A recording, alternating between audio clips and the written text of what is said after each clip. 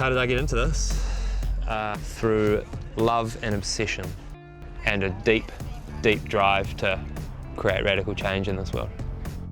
So my name's Levi Brinston Hall. I'm the head farmer here at OMG Organic Market Garden, an urban farm located right in the middle of the concrete jungle that is Auckland City. I was introduced by many people to the power of growing your own food and working with plants and working on the land.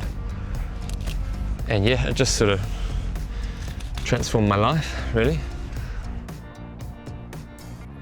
Just in this little space here, we produce enough food for basically 30 vegetable boxes a week, all year round, only on 300 square metres of growing beds. And that's why we did this project, was to actually push the limit and really see what you can grow in a small space, how much you can produce. Yeah, I mean, our dream is that these are spread throughout every suburb. We believe that the city can actually produce an immense amount of food. That's entirely possible. We've proven that. Not a lot of space, so imagine just a whole network of urban farms and they feed their local community. I'm Sarah Smuts-Kennedy. I'm the vision holder at OMG, which is our hero site for teaching organic regenerative biology first horticulture. 3 years ago, it was literally a shop had been burnt down here, it had been cleared. We have been modelling here the capacity of organic regenerative farming to rehabilitate soil systems and biodiversity, and we use food production to do that. We really didn't know that it would be possible to grow food at a scale that enabled us to create even one job. We are now creating 2 jobs.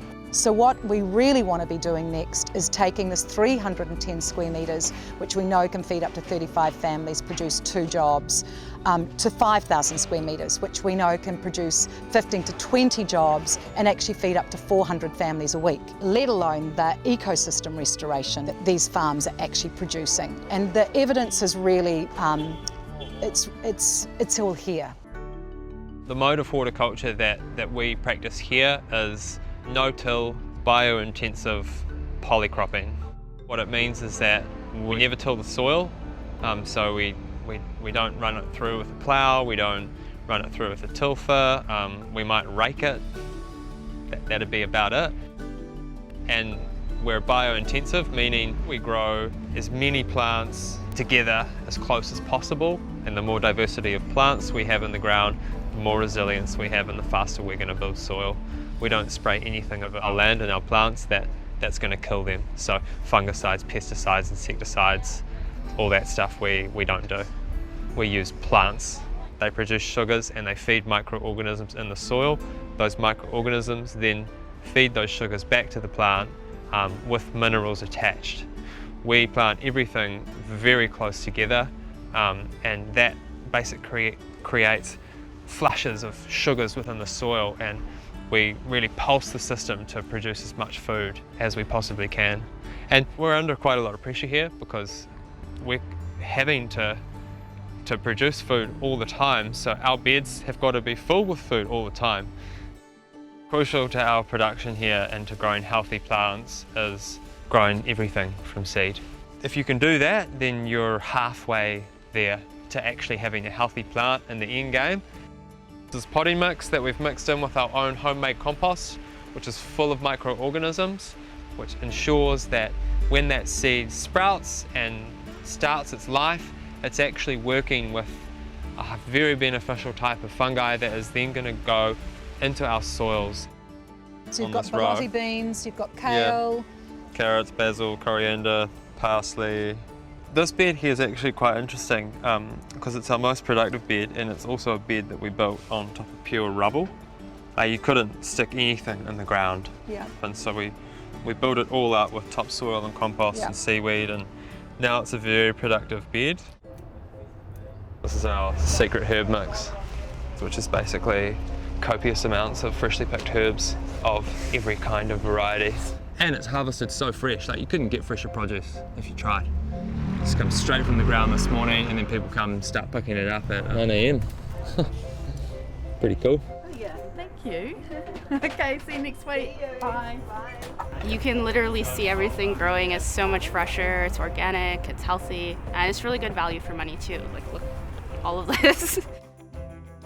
Community-supported agriculture has been a real game changer for this business. The local community come here, they walk here to collect up their box of fresh veggies every week. We also don't use waste, as in we don't use any single-use packaging. Our salad's not bagged, so there's no rubber bands to hold stuff together. Another happy customer. Yeah. Thank Enjoy. you. Yep. Thank you. We just generate food to go to people, and it goes directly to those people, which is amazing. And the moment that we switched to community-supported agriculture, we had a business that made more money and was considerably more resilient. And we built this amazing community at the same time.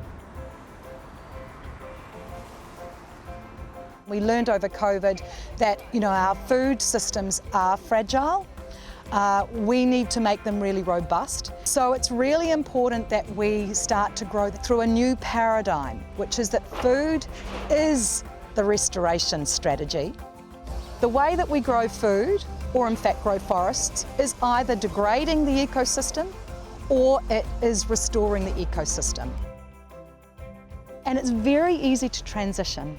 It's exciting to transition. If we were to scale it up, it wouldn't look like this. It would look very similar to this, but this is our pilot, this is our testing ground.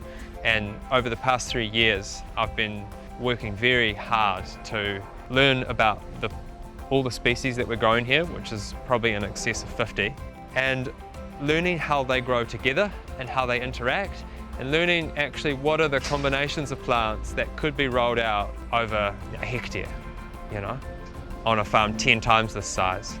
Totally possible, totally possible.